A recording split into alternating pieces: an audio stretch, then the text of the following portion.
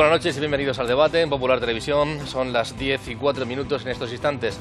Si bien es cierto que habitualmente en este programa abordamos temas de actualidad que tienen que ver, que son noticia, que tienen que ver pues, con la política, la economía, temas sociales y demás, también de vez en cuando abordamos algún programa en donde, con un enfoque meramente divulgativo, hablamos de salud. Porque no me digan ustedes que no está de actualidad la salud, que no la tienen en su casa, que no hablan de ella, que no les preocupa y se ocupan de ella. Vamos a hablar de salud y vamos a hablar de salud infantil, porque quien más y quien menos pues tiene en casa un hijo cerca, un hijo o un nieto por el que se preocupa y se desvive, yo creo que todos los días de la vida, ¿no? Y además tenemos la enorme fortuna de que hemos contactado con cuatro excelentes especialistas a los que hemos invitado y nos han dicho que sí, que vienen una vez que han terminado sus tareas asistenciales o docentes, y alguno de ellos lo ha hecho hace tan solo unos minutos cuando ha acabado, y ha aceptado todavía prolongar su jornada para venir y compartir esta mesa de tertulia con todos nosotros, con todos ustedes. Les voy a presentar a nuestros invitados a continuación. Nos acompaña Esteban Merino. Bienvenido, Esteban. Muchas gracias. Él es médico especialista en otorrinolaringología. Es además médico en el Hospital de Lorca. Sí. Bienvenido. Muchas gracias. Es un placer contar contigo. Nos acompaña también José Luis Leante. Es médico pediatra. Y además, igual que los demás invitados, tienen un componente, un factor divulgativo importante, porque los cuatro demás son docentes en la Facultad de Medicina de la Universidad Católica. José Luis Leante, pediatra, bienvenido. Muchas gracias por estar aquí. Muchas gracias.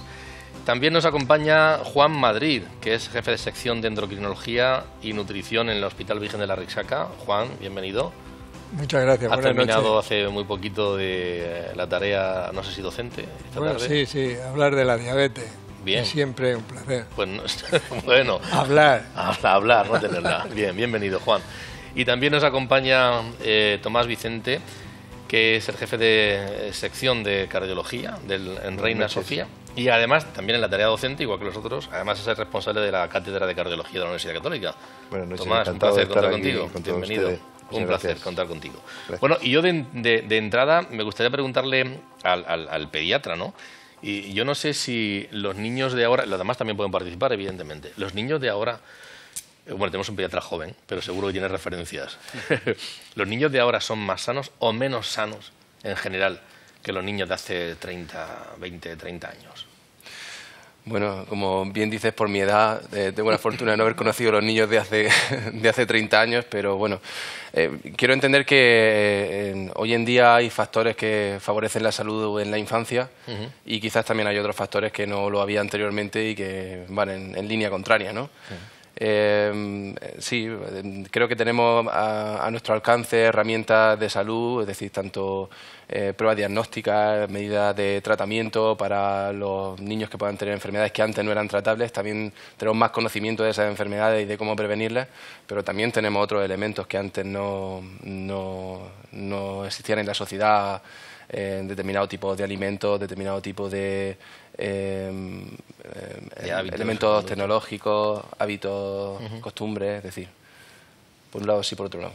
Puede ser una contradicción, ¿no? Porque en principio, en efecto, tenemos un sistema asistencial mucho mejor, sin duda alguna, que hace décadas, mucha más información, pero luego parece que los hábitos, en vez de aprovecharlos en positivo, algunos de ellos los aprovechamos, entre comillas, en negativo, ¿no? Yo estoy de acuerdo con lo que dice José Luis totalmente. O sea, ahora el sistema sanitario está mucho más preparado para tratar determinadas enfermedades y además con muchas posibilidades de éxito. Pero, sin embargo, estamos fracasando totalmente en el tema de promocionar los hábitos de vida saludables. Hace 30 años había un porcentaje de obesidad y de sobrepeso en niños muy bajo y ahora el 30% de los niños murcianos, niños y niñas, tiene sobrepeso u obesidad. Hay un 12-14% de niños obesos, que la obesidad es una enfermedad, y el resto, hasta el 30%, con sobrepeso. Es decir, 1 de cada 3 niños y niñas tiene sobrepeso u obesidad.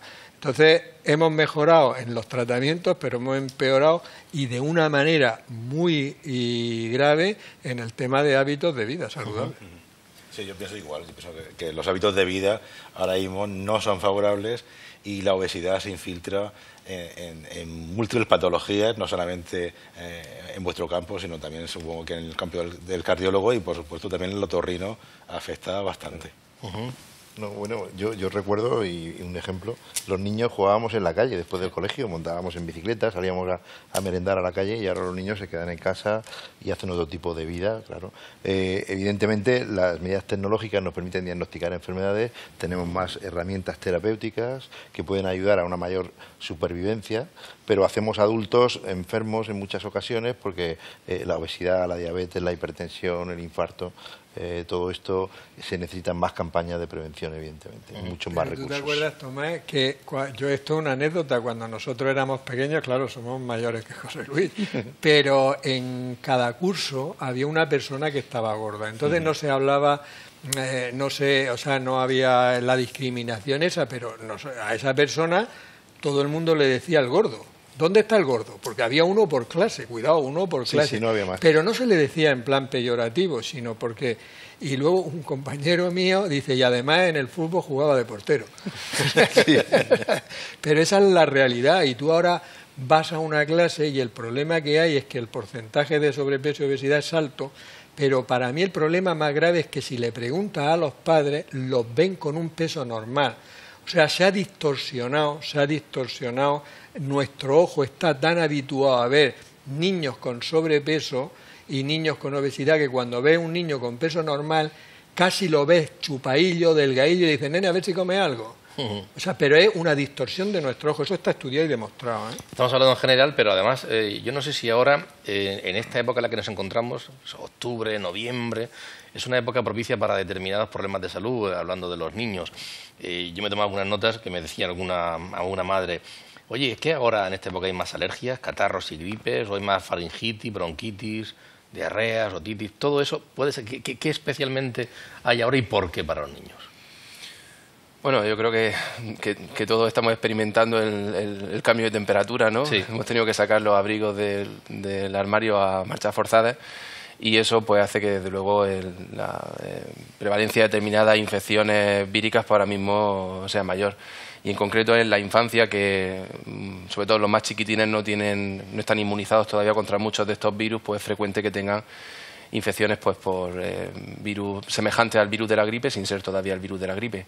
En concreto, los lactantes más pequeños ahora mismo están expuestos a un tipo de infección que es la bronquiolitis. Nosotros mismos en el hospital estamos haciendo ahora mismo una campaña de sensibilización para los padres que acaban de tener un bebé, para explicarle que insistan mucho en las medidas de prevención para que no se expongan los bebés a este tipo de virus, porque produce una infección que compromete mucho la respiración del bebé y puede ser motivo de ingreso hospitalario en muchos casos.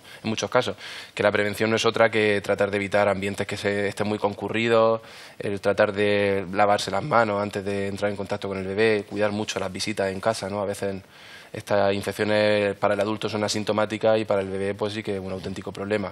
Por supuesto, fumar no se recomienda nunca, pero teniendo un bebé pequeño en casa es una cosa que no es aceptable. Eso les predispone mucho a que contraigan este tipo de infecciones. Y imagino que eso será el comentario que ha oído, ¿no? Ahora mismo, con este cambio de tiempo, este tipo de infecciones virales son muy frecuentes. Pues fíjate que yo he oído con frecuencia que eso de los virus, las bacterias y tal, que hay quien dice, es que eso es bueno, que los niños lo cojan, que cojan todo ese tipo de problemas, que se ensucien las manos, porque se van a inmunizar y luego se van a hacer resistentes a problemas mayores.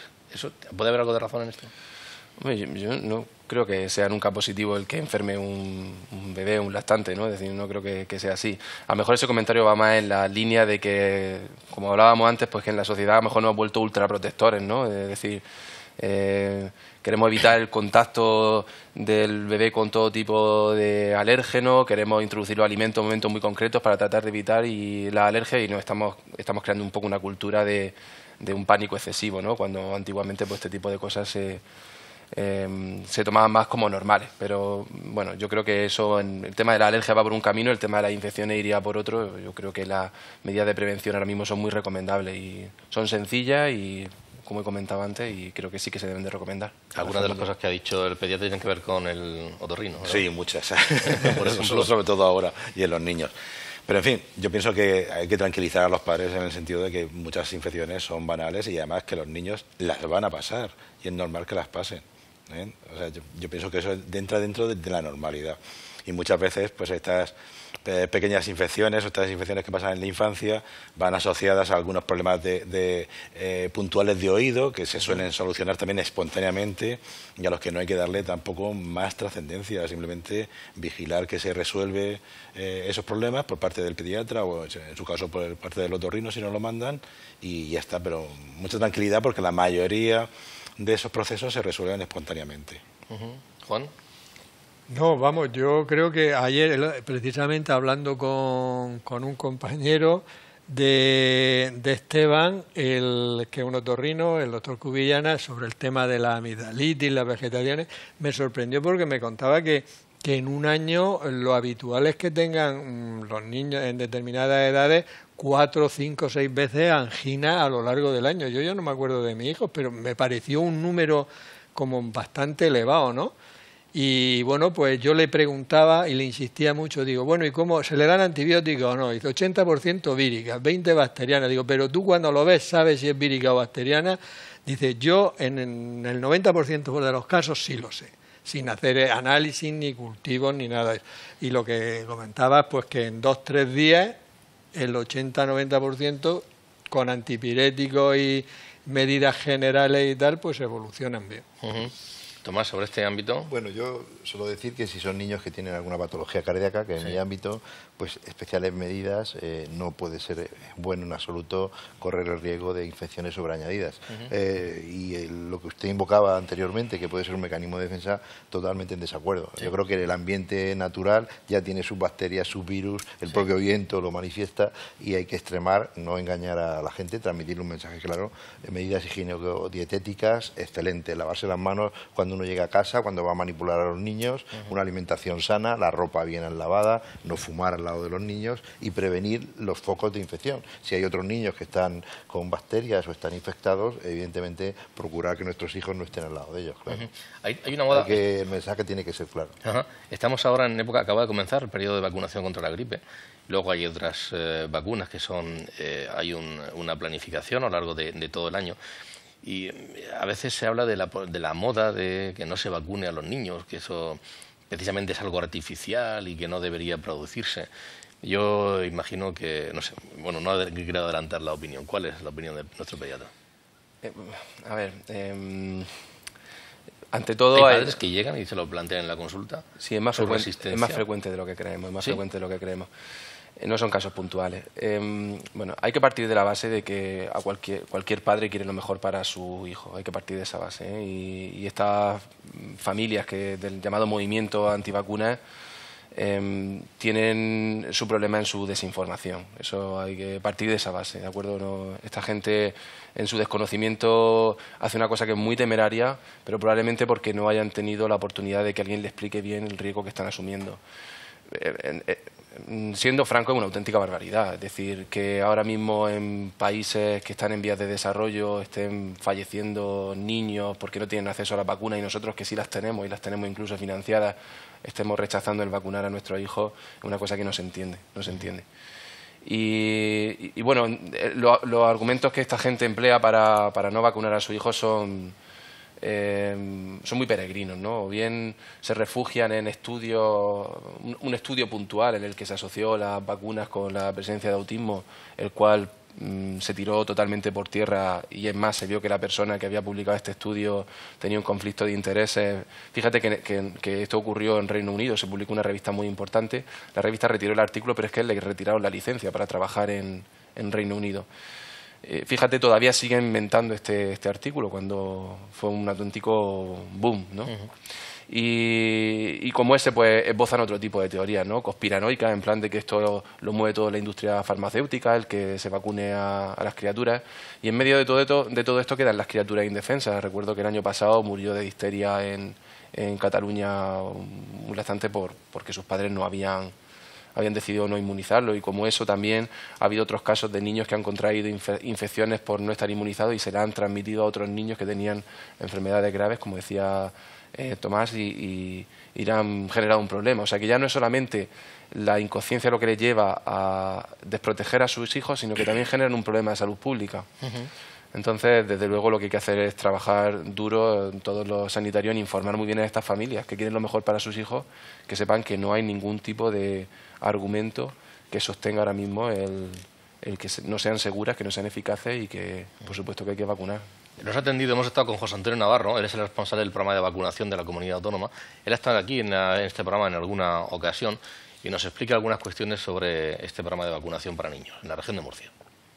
Entre los 6 meses y los 18 meses, digamos que un porcentaje que podría ser aproximadamente un 8, 10, 12% de la población pediátrica de esa edad pudiera tener algún trastorno crónico que les hiciera ser tributarios de recibir la vacuna antigripal. No, el calendario se administra independientemente del sexo, excepto en la vacuna del papiloma.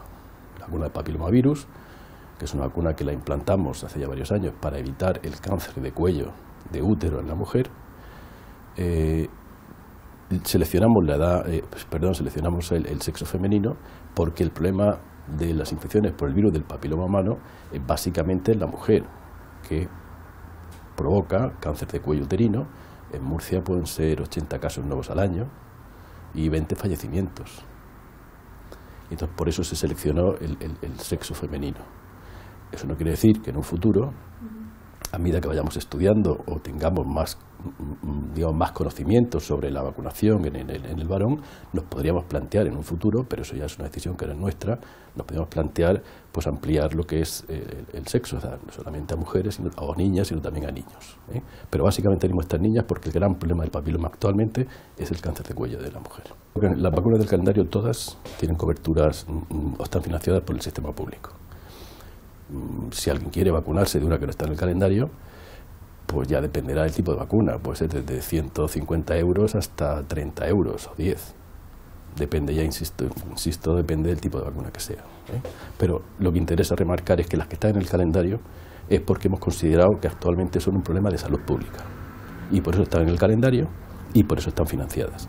Las otras vacunas que no están en el calendario, pensamos que a día de hoy no suponen un problema de salud pública en la región. Empezamos difteria, tétanos, tosferina, polio, hemófilus, hepatitis B, sarampión, rubeola, parotiditis y papiloma. Bueno, un abanico amplio. Esteban, ¿qué opinas sobre las vacunaciones? Pues, en principio yo soy partidario desde luego de las vacunaciones, y en cuanto a lo que estaba diciendo él, me ha llamado la atención la vacuna del papiloma. No se está dando todavía en niños, pero yo pienso que en un futuro se dará porque se sabe que hay cáncer oral, fundamentalmente de lengua y de amígdala, que está relacionado con el virus del papiloma. O sea que yo pienso que en un futuro, y creo que en algunas regiones sí que se da en niños. Tomás, cuando hay que empezar a preocuparse, uno por el aparato circulatorio y por el corazón, cuando cumple los 50 años, por lo cual, en tema de niños, nada. No, absolutamente, nada, ¿no? Absolutamente desacuerdo. Absolutamente, bueno. No, rotundo. Vamos a ver, somos lo que vamos evolucionando. Las estrías grasas aparecen en las arterias, estrías grasas en niños. Dependiendo de la alimentación, la obesidad, hay autopsias, hay estudios, soldados jóvenes en Vietnam que fallecieron, que ya tenían alteraciones de la parte íntima de la arteria por dentro que tenía depósitos de grasa, las llamadas estrías grasas, que luego van a ir evolucionando a formarse placas de calcio. Yo creo que desde muy niños aparte hay un componente genético, unos factores de riesgo también que van a favorecer este tipo de alteraciones dentro de las arterias, pero es fundamental la alimentación, el ejercicio, los hábitos cardiosaludables desde la infancia, eso es fundamental. Mire usted, yo simplemente haciéndole un eco a una persona y veo su corazón por dentro de 40 años, no le pregunto si es fumador o no, si tiene dislipemia, si tiene hipertensión, lo sé. Y veo una persona de 90 años y sé lo que ha comido. Digo, usted no ha comido casi nunca carne, ¿verdad? Yo, no, yo nada más que he tomado verduras y he hecho mucho ejercicio. No. Personas de 90 años que apenas tienen calcio en las válvulas, tienen un corazón que no está oxidado. La alimentación es fundamental. Y el ejercicio. En la edad infantil ya puede empezar a sufrir un niño problemas de salud, o es que No. empieza a generar unos hábitos que le empieza a sufrir unos problemas de salud, seguro. Sí, Fíjate, totalmente de acuerdo. Vamos, lo que dice Tomás es ley. Es ley porque realmente es así. O sea, tú fíjate que se hicieron un estudio que es espeluznante en niños de 13 años que tenían sobrepeso u obesidad, una de las dos cosas, y los triglicéridos elevados, y le hicieron un ecodoppler de las carótidas, que sabes que llevan la sangre al cerebro, y se encontraron que estos niños de 13 años tenían las carótidas como las personas de 45 años, con hábitos de vida saludables, que decía Tomás. ¿Eso qué quiere? Eso es una brutalidad. Eso quiere decir que esos niños, cuando tengan 45 o 50 años, tendrán un ictus o tendrán un infarto. Cuando cuando les correspondería tenerlo, más o menos la edad habitual, pues pueden ser 70 años, ¿no? Claro. Y entonces resulta lo que dice. Vamos a ver, en la infancia hay una cosa que se dice, los 1000 días que marcan una vida, 1000 días. Y los 1000 días, José Luis como pediatra estará de acuerdo, son desde un poquito antes de que la mujer se quede embarazada, desde un poquito antes de la gestación, hasta los 2 años de vida. Ese periodo de 1000 días van a marcar las enfermedades que van a tener esos niños a los 50 años y a los 60 el que llegue. Pero bueno, una buena noticia. Sí. Es decir, si tú tienes un niño obeso que tiene un poquito de engrosamiento, se puede hacer el estudio y se ven las carótidas que están engrosadas. Si cambia sus hábitos, puede ser reversible. O sea, esas modificaciones pueden ser reversibles a esas edades. Esa es la buena noticia, porque yo creo que tenemos que transmitir también un poco de entusiasmo, porque estamos un poco atemorizando a la ciudadanía, a la gente que nos escucha, pero hay que transmitirle seriedad en la información. Hay que transmitirle entusiasmo, pero que sepan que son cosas que alimentándose bien. Sí, haciendo ejercicio físico, teniendo hábitos de vida saludables, lo que estamos diciendo es que a los 60, 70 años van a ser gente sana. Claro. Y lo que estamos diciendo es que si no lo hacen bien, pues van a tener muchos problemas. Da otro problema. Tomás, y desde pequeños. Perdona, en vuestra especialidad, a ese nivel de alteración arterial, la apnea del sueño infantil, ¿cómo lo valoráis? Bueno, normalmente lo que sabemos es que son niños que muchas veces hacen pausas y a veces les ponemos un holter para ver, sabes tú que hay muchas alteraciones. Pero ahora mismo es que está muy en boga la repercusión cardiovascular en los niños con apnea del sueño. Sí, y entonces pueden tener sobre todo alteraciones del ritmo cardíaco en estos niños. Fundamentalmente, no van a tener unas alteraciones de otro tipo, pero sí que trastornos del ritmo cardíaco, con hipoxia generalizada, que a la larga, desde luego, y son niños que, desde luego, durante el día no van a rendir lo suficiente, ¿no? Entonces, aconsejarles perder peso, sobre todo, ¿no? Eso es fundamental. Sobre lo que está diciendo Tomás, nos han abierto las puertas en el Hospital de Molina de Segura, en donde además hay una cátedra de investigación con la Universidad Católica. Nos ha atendido allí, francamente, bien el pediatra Pío Dolera Almeida. Además, nos ha echado una mano en este sentido Marta Isabel García, una compañera allí, y ha hecho un par de pruebas diagnósticas que son, digamos, de las más frecuentes, de las más habituales que se les suele hacer a los niños. Una de ellas es un estudio de sangre. Vamos a verlo y después le doy la palabra a Tomás Vicente. Estamos aquí con nuestro pequeño paciente haciendo una extracción rutinaria. Es un paciente, en este caso, por uno de los motivos más frecuentes que hay en consulta endocrinológica, es una obesidad infantil. Como la obesidad en adultos siempre va muy paralela a la obesidad infantil, es muy importante detectarla a tiempo y poner todos los medios a nuestro alcance para llegar a una situación de una obesidad en el adulto. Solamente estamos haciendo con el niño una rutina de unas exploraciones complementarias, una analítica rutinaria complementaria de lo que es una exploración previa clínica que se le ha hecho, con determinación de su somatometría, de esos parámetros que determinen en qué grado está. Y la analítica lo único que nos dará son unos datos complementarios para saber si hay que hacer algo en ese sentido, en el que hemos dicho anteriormente. Se ha portado muy bien, es un niño fenomenal y la verdad es que lo vamos a dejar ya y no le vamos a hacer nada más, ¿verdad? Bien, Tomás, esto, digamos, debe hacerse de manera rutinaria, porque sí, o solamente en el caso de que salte alguna alerta.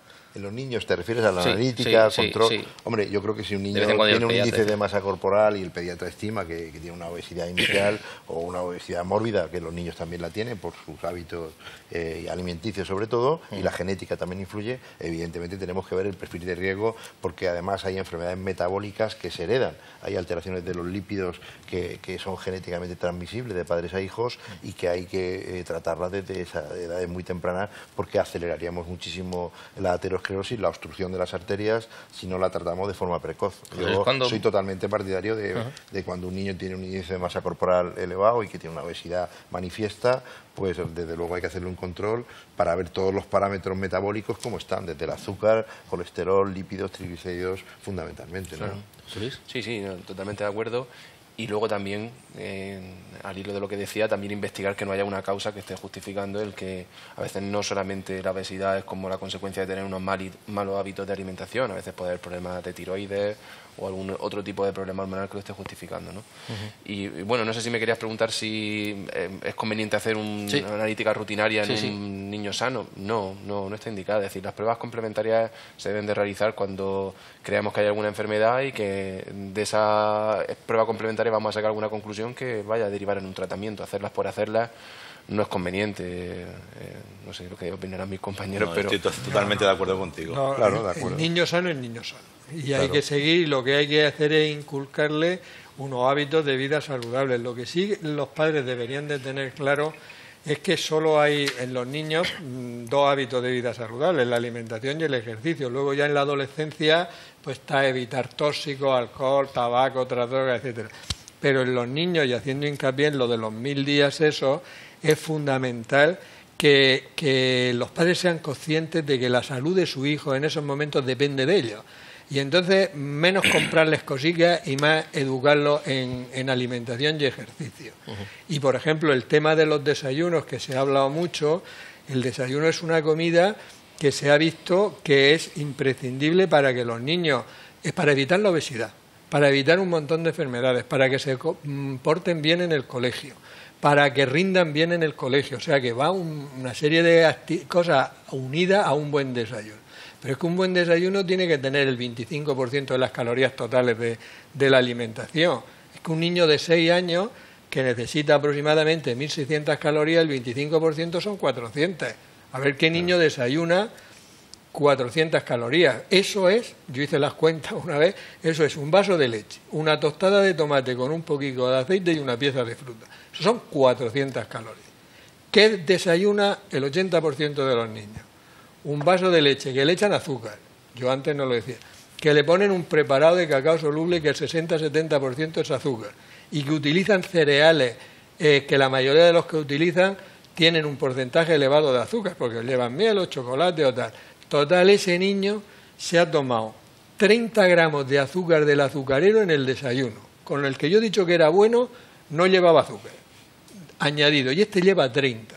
Y uno puede decir, bueno, 30 gramos de azúcar no es mucho. En 10 días son 300, en un mes son 900. En un año son 11 kilos de azúcar del azucarero, un carretón de azúcar. Eso es lo que se ha tomado un niño en un año de azúcar del azucarero en el desayuno, un carretón de azúcar. No, pero es que eso es la realidad. Imposible. Estamos hablando de salud infantil y mañana aquí en la Universidad Católica hay una jornada mañana viernes y el sábado, sobre autismo, que la va a ofrecer María Jesús López Juez. Ella es neurobióloga y es directora de la Cátedra de Neurodesarrollo de la UCAM. La tenemos en directo al teléfono. María Jesús, buenas noches. Hola, buenas noches. ¿Qué tal estamos? Pues mira, con 4 especialistas de diversos ámbitos hablando de salud infantil. Y quería preguntar, en la edad infantil, no sé si de 4 a 12 años o de 5 a 15, estamos hablando de niños, ¿qué neurodesarrollo se produce? ¿Cuál es en esa edad infantil? ¿De qué estamos hablando fundamentalmente? ¿Qué proceso se produce? Bueno, el desarrollo cerebral infantil tiene una primera fase que es prenatal y que, bueno, pues durante el periodo de gestación vamos a ir construyendo la mayoría de las neuronas que vamos a tener en nuestro cerebro, pero es a lo largo de la infancia cuando esas neuronas se van a conectar y van a formar circuitos. y esos circuitos van a ser responsables de la aparición de distintas funciones, pues desde la marcha, el lenguaje, la cognición, etcétera. Entonces, el desarrollo cerebral del niño tiene dos grandes etapas. Una primera etapa que sería entre el nacimiento y los 6 años, donde prácticamente se completa el 80% de los circuitos cerebrales. Y luego hay un segundo momento muy importante cuando las hormonas sexuales entran en el sistema nervioso central y ese cerebro se refina para terminar convirtiéndose en el cerebro de un adulto. De forma que tenemos como dos grandes momentos de crecimiento, de sinapsis y de mielina y de conexión entre las células, que sería la primera infancia y la adolescencia. En todo caso, durante los primeros 15, 17 años de vida, el cerebro está creciendo y desarrollándose hasta que al final llegamos a la estructura del cerebro de un adulto, ¿vale?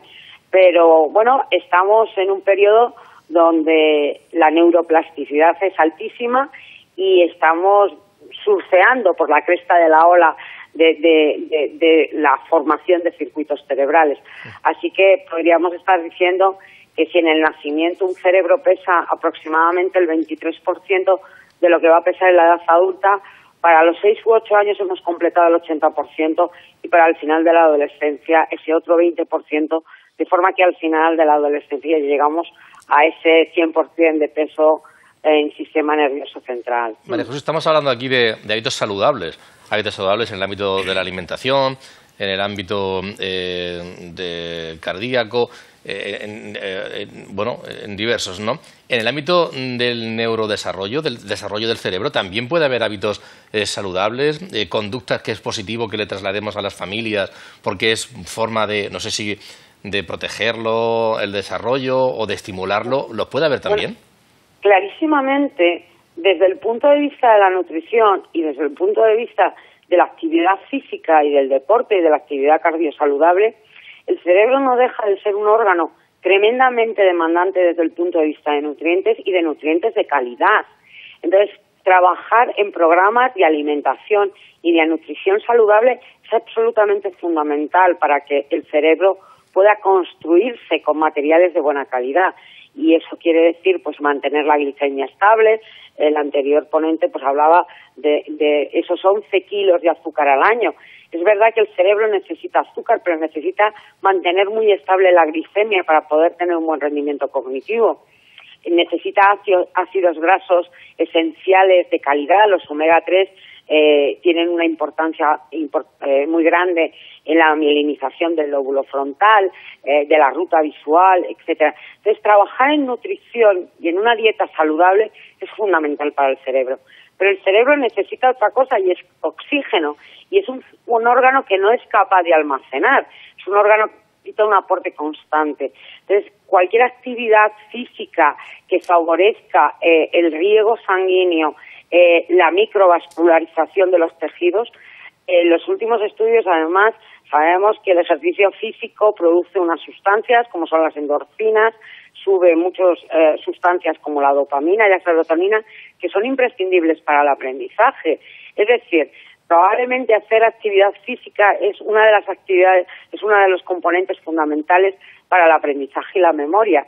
Estabilizan los aprendizajes académicos gracias a que estas sustancias están presentes en una estructura que se llama el hipocampo. Uh-huh. Y finalmente, quizás, no sé si se le ha dado tanta importancia, los ciclos de sueño, ¿vale? El sueño, el dormir, el descansar, es absolutamente fundamental para que el cerebro pueda hacer todo un trabajo de resetear los circuitos cerebrales a lo largo de la noche.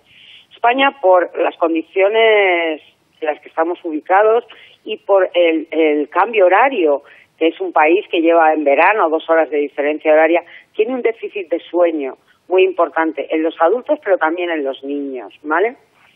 Y está muy correlacionado las horas de sueño con el rendimiento académico. Se sabe, por supuesto, en adolescentes y universitarios, pero ocurre lo mismo con los niños que tienen un buen ciclo de sueño, una buena higiene del sueño, van a ser niños que rindan mucho más en la escuela. Así que yo daría muchísimo énfasis al desarrollo fisiológico del niño, la nutrición, el deporte, los ciclos de sueño como un pilar básico del desarrollo cerebral. Pues muchísimas gracias, María Jesús. Ha sido un placer contar con usted en estos minutos nada más, breve, que nos atiende desde casa. Y mañana viernes y el sábado será mucho más amplio, y hablando también de problemas, de alteraciones, de enfermedades y especialmente de autismo. Muchas gracias. Un placer poder estar mañana con vosotros en Murcia. Estaré encantada de poder responder a todas vuestras preguntas. Gracias. Buenas noches. Gracias y buenas noches. Buenas noches. A veces qué cosa más sencilla, 3 asuntos: la nutrición, la actividad física y el descanso, ¿no? Sueños. Sí, yo quería añadir a lo que ha comentado la compañera, que todo me pareció muy interesante, y entroncando también con lo de los 1000 días, que desde el punto de vista del desarrollo del cerebro también es muy importante las conductas de la madre durante el embarazo. Yo creo que eso también deberíamos de resaltarlo. Se ha visto que la exposición a determinado tipo de tóxicos durante el embarazo, como son el tabaco y especialmente el alcohol, pues pueden suponer un menoscabo en el desarrollo intelectual posterior del bebé. Lo digo porque a veces incluso parece socialmente aceptable, no solo una cerveza, no, es que el consumo de alcohol durante el embarazo tiene que ser 0, y cuando se dice 0 se dice ni siquiera cerveza sin alcohol, porque no es 0,0, es 0,0 algo. Entonces eso es importante de cara a lo mejor a las mujeres embarazadas que nos puedan estar oyendo, que el pronóstico neurológico se menoscaba con el consumo de alcohol, y también muy importante la lactancia materna, que no hemos hablado de ello. Se ha visto que el desarrollo intelectual que tienen en la vida adulta aquellos bebés que han tenido una lactancia maternal prolongada incluso es superior, tienen cocientes intelectuales mayores que aquellos que han sido alimentados con lactancia artificial. Entonces yo creo que también son 2 consejos que podemos darle. A mí me gustaría matizar alguna cosa. ¿Sabes tú que siempre aprovecho para dar algún mensaje cardiológico? Siempre intento... Bueno, fundamentalmente, lo primero que quiero decir es que hay una patología que los padres la perciben con mucha angustia, que son los soplos cardíacos en los niños, y realmente no es una enfermedad. Hasta el 50%... Perdona, ¿lo detectan los padres? ¿Ven algo anómalo? No, ¿ven generalmente algo raro? suele detectarse al nacer el médico, el pediatra, el médico general, que además los pediatras en la actualidad están muy bien formados, y el médico de cabecera también, y pueden saber perfectamente que no es una enfermedad. Para transmitir un poco la información, los niños tienen un corazón muy pequeñito, que tiene 4 cavidades, 2 que reciben la sangre, tanto la venosa como la arterial, que son las aurículas, y que se comunican con unas puertas que son las válvulas, con los ventrículos que se contraen fuertemente. Entonces el corazón pequeñito contrayendo una bomba que contrae a gran velocidad, porque la frecuencia cardíaca de los niños es más rápida que en los adultos, y eyectando, mandando la sangre a gran velocidad por la aorta, produce un sonido que es del propio funcionamiento del niño. El niño tiene un tórax muy pequeño y está, cuando es explorado por el especialista, muy cerca del fonendo, que es lo que utilizamos para escuchar el corazón, de la salida de la sangre del corazón en los niños. Y hasta el 50% de los niños van a tener un soplo cardíaco.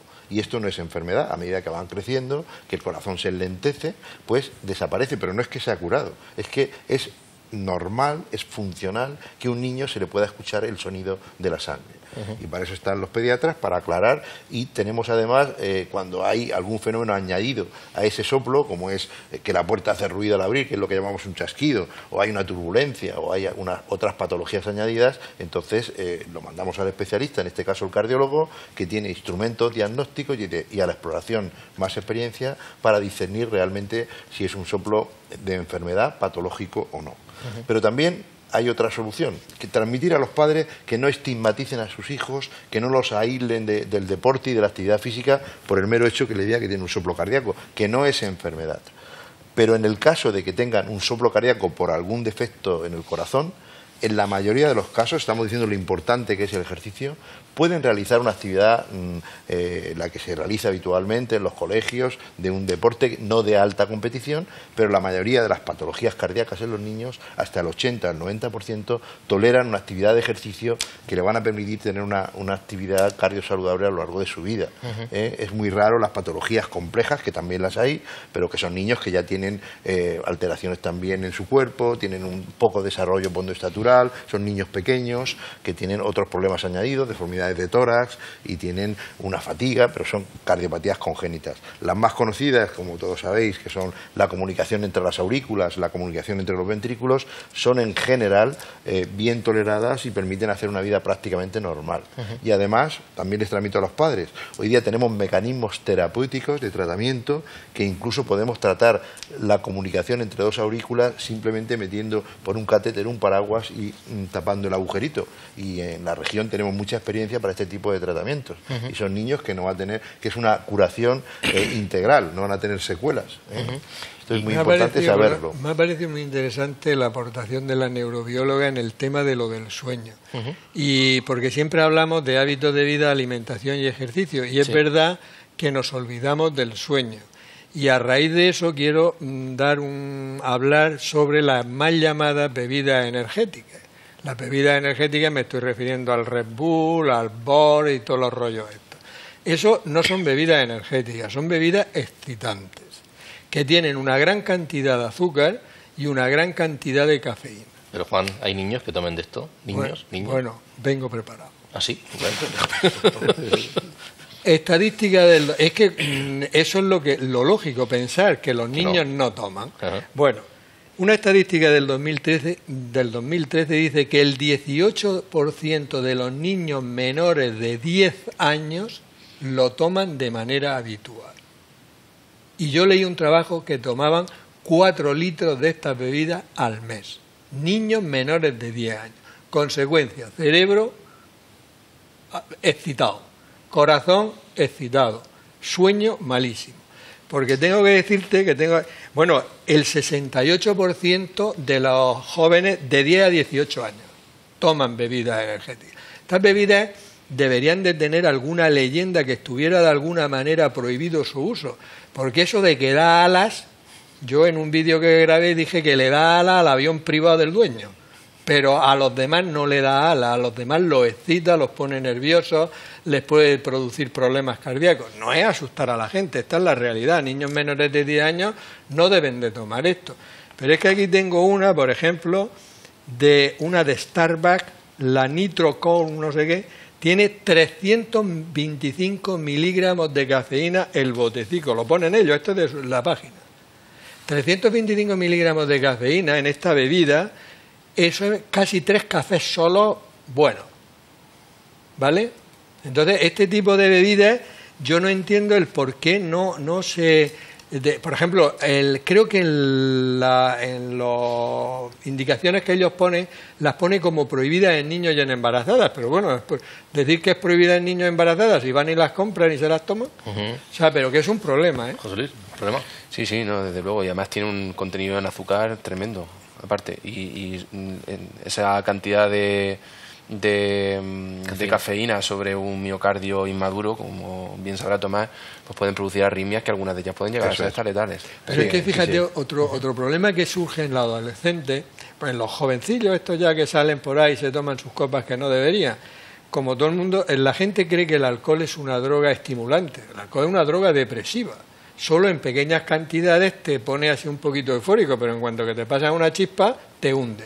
Entonces las mezclan con esto, que son excitantes, y aguantan más, con lo cual beben más. Con lo cual tenemos el círculo perfecto para el problema. Es que además luego vienen a la puerta del hospital gente sana, joven, adolescente, con arritmias por fibrilación auricular, trastornos del ritmo cardíaco, provocado por la mezcla de alcohol y bebidas energéticas y no dormir en toda la noche. Efectivamente, ¿no? Por eso digo, me ha parecido ponen en riesgo grave su vida. Esteban, vamos a hablar de algo que parece muy habitual en los niños de toda la vida, ¿no? Las anginas, las vegetaciones, estos problemas, la otitis. Esto, además, parece que hay cambios de modas, ¿no? Que antes se quitaban las anginas con una enorme facilidad, ahora parece que no. ¿Cuándo? ¿Cómo está ese tema ahora mismo? Bueno, pues es un tema, vamos a ver, que no tiene una definición exacta.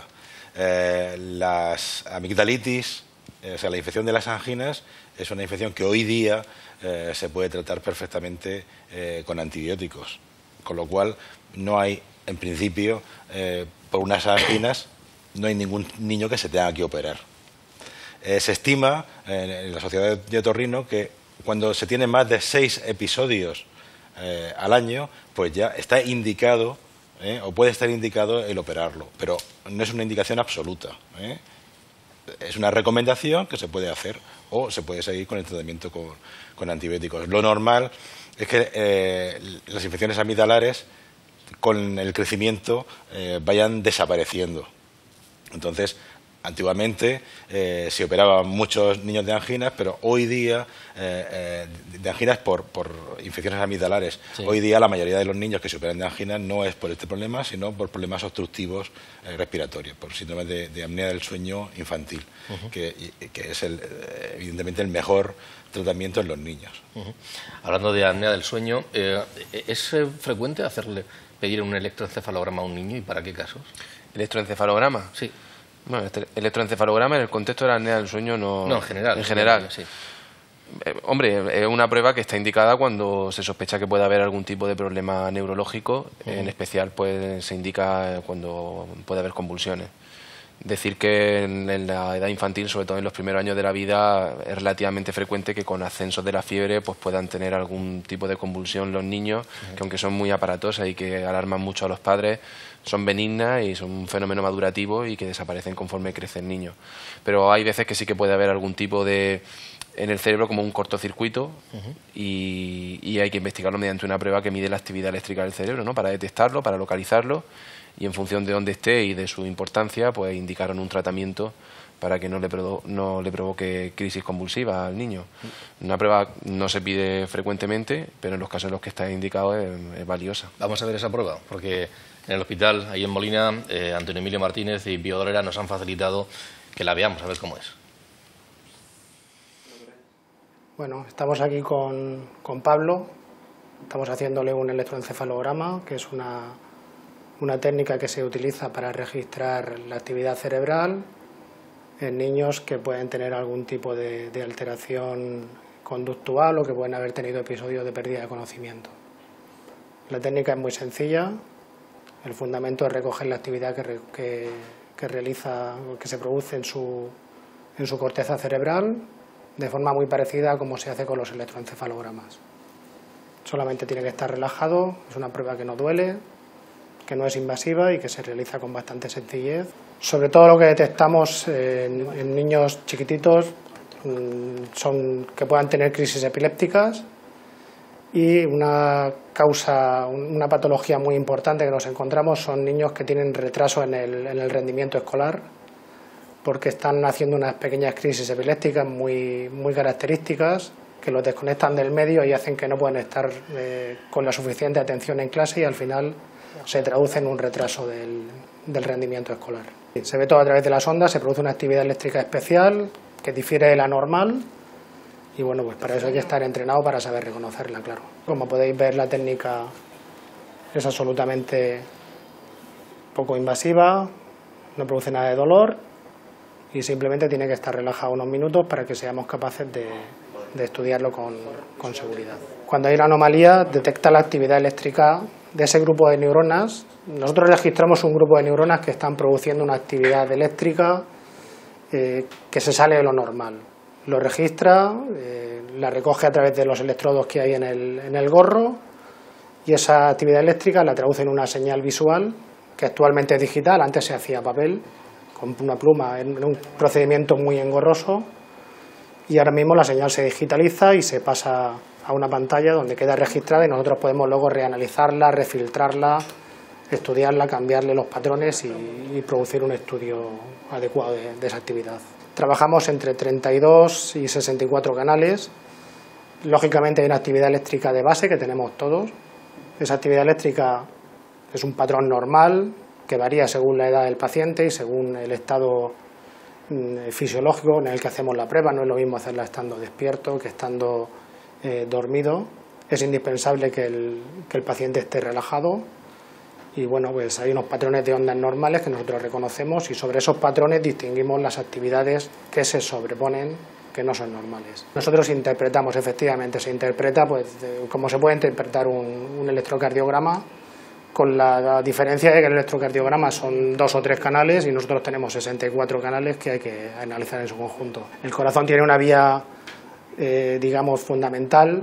El cerebro tiene infinidad de vías sensitivas, de vías motoras. Podemos hablar del estudio de millones de neuronas. Y eso intentamos simplificarlo a través de la pantalla, recogiendo pequeños campos. Realmente se hace un muestreo, no se estudian todas las neuronas, se estudian las zonas más representativas donde suele haber la patología. Bien, pues ahí esa prueba. Tomás, vamos a volver a hablar del corazón, del aparato circulatorio. No sé si algunos casos concretos que nos puedes ilustrar. Bueno, podemos hablar de lo mismo que he dicho antes, que no hay que estigmatizar a los niños con un soplo cardíaco y no tiene importancia. Algunos signos y síntomas que deben de alarmar a los padres y a los pediatras y a los médicos en general, que no sean especialistas en cardiología, pues desde las infecciones respiratorias de repetición, los niños que se constipan mucho, pues sí que es bueno descartar que no tengan hiperaflujo al pulmón, es decir, que no haya un cortocircuito, porque las cardiopatías congénitas que no producen cianosis, pero sí que producen hiperaflujo de sangre al corazón, como puede ser una comunicación intraauricular, por ejemplo, pues sí se acompañan de infecciones respiratorias muy repetitivas, ¿no? Y entonces esto siempre hay que descartar que no tengan un pequeño cortocircuito. Sería bueno hacerle un ecocardiograma, hablando de técnicas diagnósticas en los niños, no se ha comentado aquí, pero la ecocardiografía es una técnica que no es invasiva, que es inocua, que se puede repetir, que se puede hacer el seguimiento de los niños y sobre todo en pocos minutos nos dan una información muy veraz de cuál es la anatomía y la función del corazón y descarta todo tipo de patologías. Entonces una sería las infecciones de repetición, luego otra sí sería el poco desarrollo del niño, el desarrollo pondestatural bajo y por supuesto la fatigabilidad fácil. El niño que refiere que se fatiga muchísimo, pues también es un signo y un síntoma muy alarmante, ¿no? Y por supuesto las taquicardias. Hay niños que dicen, es que estoy tan tranquilo y de pronto tengo un vuelco el corazón. Los padres a veces son muy alarmistas y le ponen la mano también en el pecho y notan que su hijo le late el corazón y se alarman. Es que también se palpa muy bien el corazón porque está casi debajo de la piel. Son corazones pequeñitos que laten muy rápido y se pueden percibir con la palpación. Pero eso es una cosa y otra cosa es que el niño refiera que estando muy tranquilo de pronto un vuelco el corazón y sí que pues habría que descartar un poco que no tengan algún trastorno eléctrico del sistema cardíaco del niño, pero son patologías realmente raras y que no hay que alarmar a la población porque la mayoría de los niños refieren taquicardia, es que noto mi corazón y luego evidentemente con 4 preguntas y con algún estudio de gabinete no invasivo podemos saber que no tiene nada el niño, ¿no? Hablábamos antes de hábitos de vida saludable. Y dentro de esos hábitos de vida, de los buenos y los malos con los tiempos que corren, yo no sé si el ruido es un problema o no lo es. El ruido es un factor muy, muy importante y en nuestra el ambiental, sin necesidad de ser el ruido... Bueno, el ruido ambiental... O bueno, ponerse unos cascos... Y el ruido que nosotros, digamos, podemos llevarnos con nosotros, como los aparatos que hay hoy día, los iPod y los típicos aparatos para escuchar música. Eso es algo muy importante porque el ruido es un factor de toxicidad para las células del oído interno.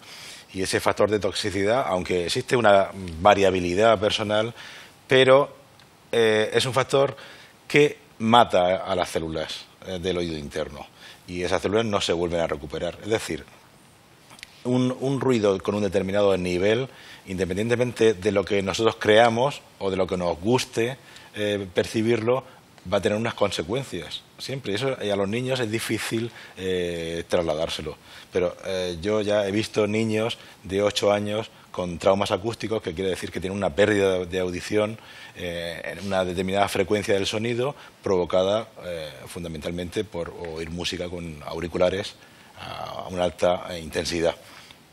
¿Cuál sería la recomendación? Pues los niños pueden oír música, evidentemente, además no van a dejar de oírla, pero el nivel sonoro se puede modular, ya sea porque los aparatos, muchos ya disponen de un filtro y de un freno que impide que el sonido sea dañino. Entonces yo recomendaría a los padres que cuando compren un aparato para los niños eso lo vean, o bien tener la noción de que cuando llevas un aparato puesto y no eres capaz de escuchar una conversación normal de alguien que te hable, pues quiere decir que el aparato lo llevas demasiado alto.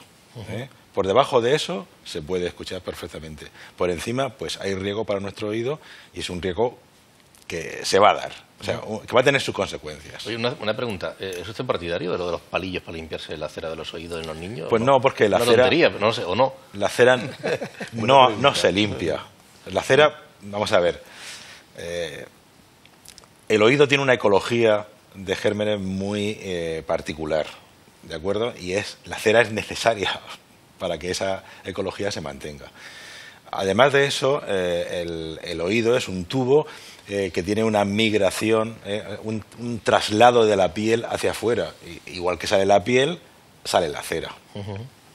Cuando sale fuera, no la quitamos. Pero los bastoncillos lo que hacen es, pues cuando nuestra piel echa hacia afuera la cera, el bastoncillo la introduce otra vez. Con lo cual lo que hace es formar tapones de cera. Tapones de cera que a veces son muy difíciles de quitar, porque claro, se va formando con varias capas y al final se hace un tapón casi pétreo. O sea que los bastoncillos no son buenos. Los otorrinos decís, ¿no?, que los oídos hay que limpiárselo uno con los codos. Con los codos. No es una expresión vuestra. Sí, en realidad los bastoncillos de limpieza están hechos para los pliegues externos, ¿no? Los pliegues externos de la oreja, no para el conducto. Pero mucha gente tiene manía con eso, ¿no? Yo tampoco la entiendo. Pero bueno, la verdad es que no son casos tampoco puntuales. Es muy frecuente la gente que cree que con eso hace una higiene de oídos. Eso no es así. Simplemente con el agua de la ducha y un agua templada, cualquier líquido templado va a disolver la cera que tengamos fuera y la va a sacar. Sí, y además en el caso de los niños, los padres tienen que tener en cuenta que la distancia que hay entre el tímpano y el orificio del oído es muy pequeña y corre el riesgo de que al introducir el bastoncito pueda lesionar el niño. No es infrecuente tener una perforación de oído porque cuando un niño ha estado hurgándose con el bastoncillo, pues su hermano le ha dado en el codo y se ha transmitido la fuerza y se ha roto. De hecho, es la primera causa de traumatismo timpánico, es la utilización de bastoncillos. José Luis, sobre lo que hablaba antes Esteban, de esos hábitos de ponerse los cascos, de estar con las máquinas, el tema de aparatos electrónicos, videojuegos y demás, aparte de que favorece el sedentarismo en vez de ir a jugar y hacer una actividad física y tiene, por tanto, ese tipo de problemas, ¿puede haber algún otro? ¿Es hábitos habituales que tienes que decir un pediatra, oiga usted, al padre o a la madre, tiene usted que revisar y controlar estas conductas? ¿Aparecen?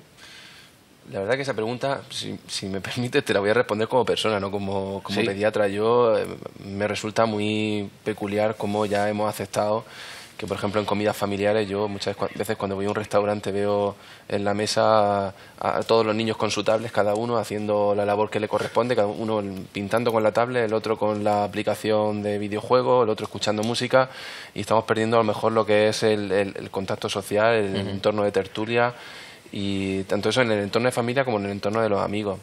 Yo creo que todas estas herramientas electrónicas han supuesto un avance y creo que son positivas, pero que hay que utilizarlas de una manera muy juiciosa, ¿no? Porque yo creo que pueden entorpecer el desarrollo social de los niños y de los jóvenes y luego también por lo que comentabas, desde luego, en el tema del sedentarismo, ¿no? Es decir, ya parece que divertirse sin un iPad o una videoconsola, pues para algunos niños es una cosa impensable.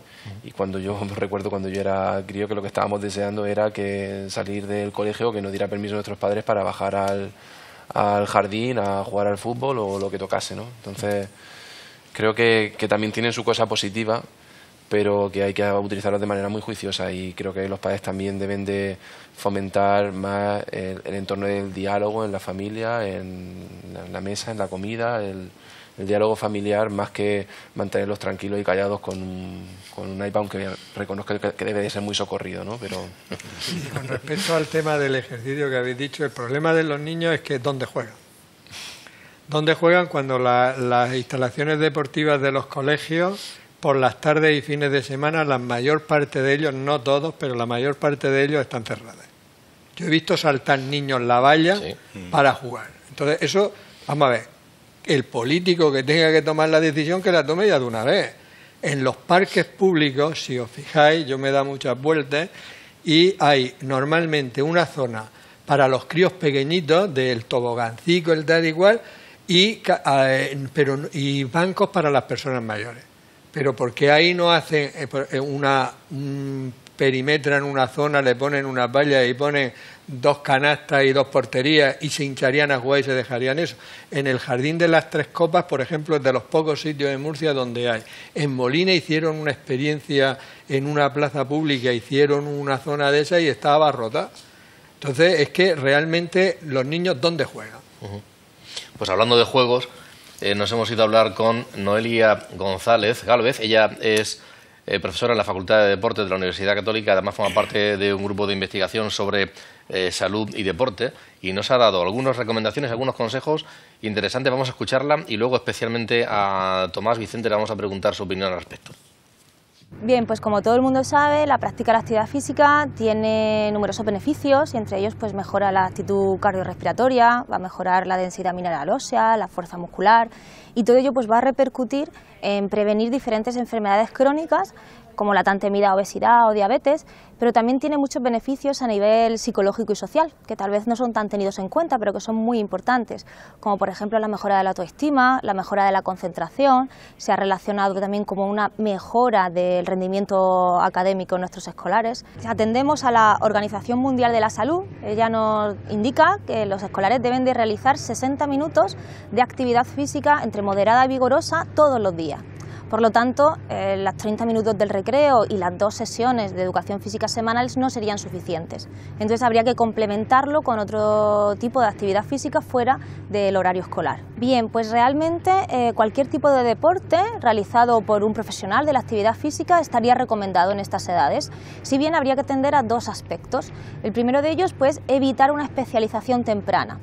Abogar porque el niño practique diferentes tipos de deportes en los primeros años para así ampliar su bagaje de conocimiento motriz, posteriormente pues ya se decantará ante un deporte u otro o no. Y por otro lado, generar una actitud positiva hacia la práctica de la actividad física. Por lo tanto, independientemente de la práctica que realice, que él tenga experiencias positivas para que así posteriormente pues se favorezca esta promoción de la actividad física el día de mañana. Bien, pues realmente toda la población debería de realizarse un reconocimiento médico antes de cualquier práctica de actividad física. Entonces, pues si estamos hablando de un niño y ante un niño que va a competir, pues con más motivo todavía. Y bueno, pues este reconocimiento suelen ser reconocimientos sencillos, donde se registra la frecuencia cardíaca, la presión arterial, la columna vertebral, pruebas de condición física, de fuerza y de flexibilidad, sobre todo pues para prevenir posibles futuros problemas que puedan desencadenar si existe alguna pequeña alteración, pues tenerlo en cuenta. Pues el deporte al aire libre en el medio natural va a tener todos los beneficios que anteriormente comentábamos por ser una actividad física y además va a tener otros beneficios a nivel psicológicos y sociales. El color verde y la naturaleza pues se relaciona con una mejora de la autoestima, una disminución del estrés y también pues vamos a colocar al niño en una situación diferente, desconocida para él, donde necesite diferentes acciones motrices a las habituales realizadas.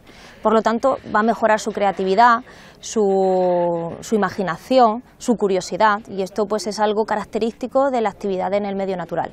Sobre todo es muy importante que el niño pueda decidir qué práctica quiera realizar, sobre todo que él se sienta competente en esa práctica. Es muy importante para que el alumno quiera hacer actividad física pues que lo vean sus propios padres. Por lo tanto, predicar con el ejemplo sería un buen recurso a utilizar y practicar actividad física con los niños, compartir tiempo de ocio activo con ellos. Y de esta manera pues el niño va a ver en casa esta práctica y la va a ver en natural y entonces va a querer incorporarse a esta práctica y nunca pues obligar al niño a hacer un determinado deporte, sino que el niño pues pueda decidir dentro de la gran oportunidad deportiva que tenemos.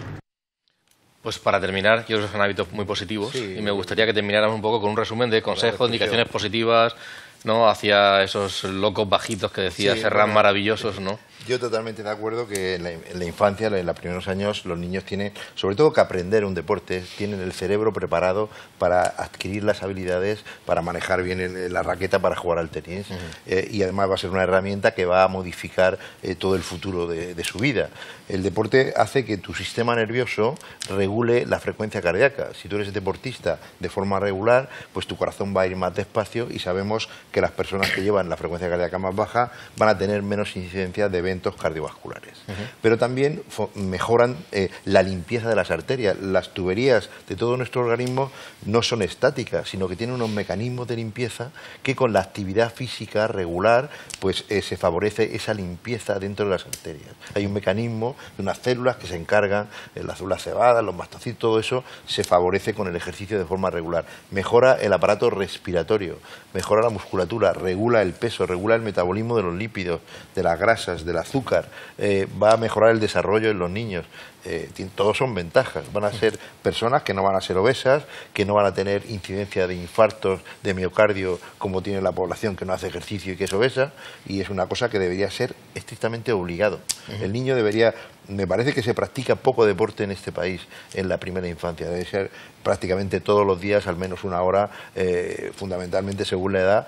No recomendaría tanto deportes de competición en las primeras edades, sino más de adiestramiento, de aprender un deporte, un ejercicio, y que ellos se enganchen y amen el deporte, que les va a servir y lo van a adquirir como un hábito cardio saludable de vida para el resto, ¿no? Y si lo hacen aparte de la media hora del recreo, lo hacen fuera y lo hacen con la familia, pues encima del padre también y la madre se puede hacer deporte, claro, actividad física. eso sería socializar la familia y compartir un hábito súper saludable. Eso sería lo ideal. Compartir, pero también con sus compañeros, ¿no? Sí.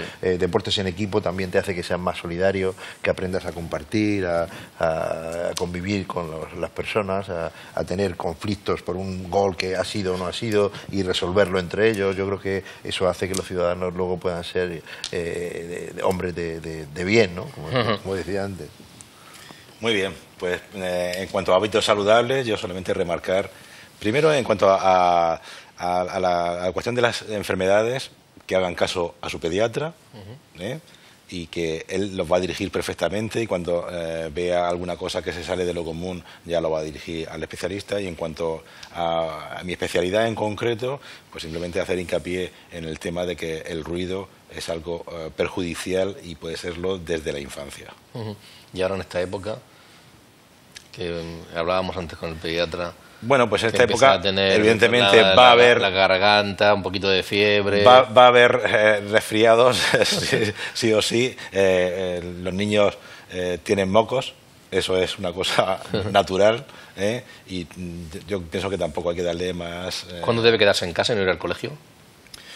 Pues yo pienso que cuando el niño tenga una afectación, si es que no sé, eso casi se ve, ¿no? Evidentemente un niño con fiebre pues no debe ir al colegio desde mi punto de vista. O un niño que está con una sensación de distermia o que está somnoliento, pues tampoco lo mandaría yo al colegio. Eso lo tengo claro. Juan. Casi telegráfico. Yo ¿Sí? le diría a los padres que la salud de sus hijos depende en gran parte de ellos, de esos hábitos que le tienen que crear. Otra cosa, que las palabras convencen, pero el ejemplo arrastra. Tú no le puedes decir que no coma esto y tú mientras tanto hinchándote por otro lado. Hacer deporte con ellos, como se ha comentado. Y en tercer lugar, de lo que no quieras que comen, no compre y que no haya en la casa. Magnífico, Juan. Muy bien. Y para terminar con José Luis, como pediatra. Que ha sido una tertulia fantástica y muy constructiva. Yo me voy aprendiendo muchísimas cosas. Y bueno, recalcar eso. Aquí hemos hablado de ciertos aspectos en el niño que son madurativos, que no tienen importancia y que no hay que alarmarnos, ¿no? Como el tema de soplos que hemos dicho. Muy importante también el tema de determinadas conductas que pueden mejorar el desarrollo neurológico y prevenir enfermedades a largo plazo, ¿no? Hemos hablado de los tóxicos en el embarazo, hemos hablado también de los 1000 días, un comentario muy pertinente. Y yo con lo que me quedo es de hacer familia. Yo coincido contigo plenamente en ese comentario, es decir, hay que predicar con el ejemplo y hay que crear un entorno familiar en el que la alimentación sea saludable desde muy pequeño, es decir, hay determinadas conductas de los niños que no aceptaríamos de ninguna manera y sin embargo determinados tipos de hábitos alimenticios los consideramos normales. Y creo que hay ya en la familia educar desde el ejemplo y estableciendo dentro de la familia hábitos de alimentación saludable, ejercicio físico, un entorno social favorable y así desde luego tendremos luego después jóvenes prósperos y otra sociedad en un futuro. Muy bien, pues con esas tres, yo creo que ha habido tres ideas muy positivas. Hemos hablado de muchísimas cosas muy positivas, pero eso de disfrutar la familia con una nutrición saludable, con una actividad física que si es compartida mejor y un buen descanso, pues son tres cosas con las que nos podemos quedar, sean francamente interesantes y positivas. Gracias a Tomás Vicente, a Juan Madrid, a Esteban Merino y a José Luis Leante por haber hecho este hueco. Son ya las 11:10 y casi cuarto. Tenemos que acabar. Gracias también a todos ustedes.